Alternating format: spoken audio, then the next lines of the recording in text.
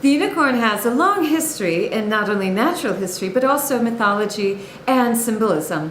Contemporary artist and designer Timothy Westbrook has taken the unicorn for the subject of his current exhibition at the Charles Allis Art Museum, Unis, the origin of the unicorn. It's part treasure hunt, part symbolism, and part fascinating fiction. Come on along as we take a look at this.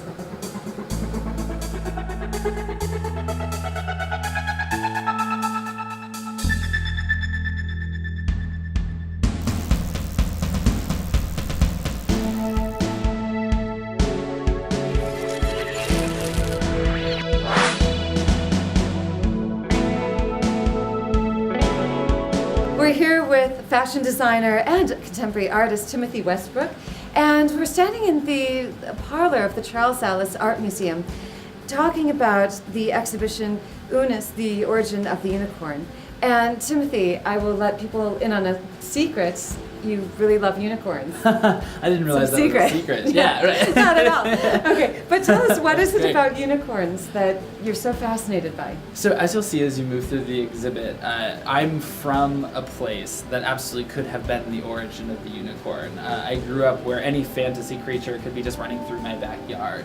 But personally, I feel that unicorns are so important to us because for me, as you get through hard times, you need to know that a unicorn can exist in order for you to be able to get through something difficult in your life or jump over those hurdles. Having that positive behind you, it's like believing in Santa Claus. And as you talk about sustainability, nobody wants to be the person in the room that's like, so the polar ice caps are melting, and that's a bummer. So if you can talk about unicorns or dinosaurs, people are going to be much more excited about talking about sustainability. This actually grew out of what was going to be my senior thesis project at Syracuse University, and it's a fantasy that's a portrait of my family and my hometown. One of the things that you mentioned about putting the project together is this idea of a cast of characters or explorers. The characters who were not the mythological creatures were people who were documenting each time that I went to film my mother in costume or my sister in costume. It would be the modern day person and then me transforming them into this explorer character. The theme of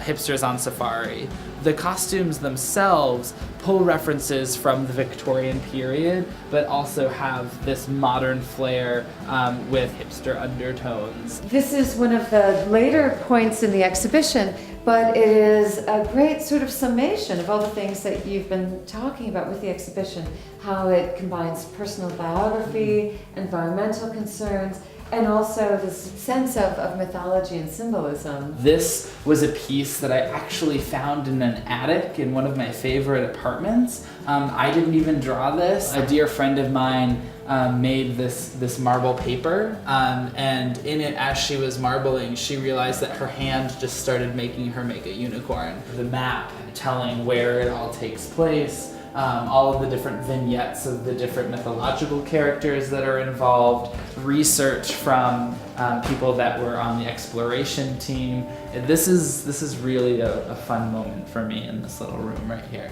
So Timothy, thank you so much. This has been a fantastic tour and discussion of the exhibition, and it's exciting to know that it's going to go on for a few more weeks, but there are also other events planned, correct? Yeah, absolutely. So our final day of the exhibit is September 28th, and in the evening of September 28th, we are doing an official closing,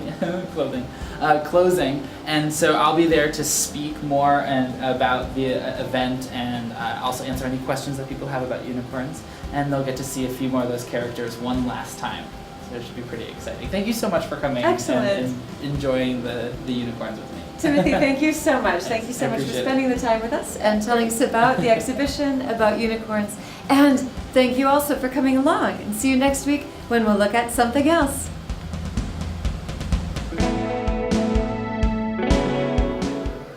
Bad unicorn.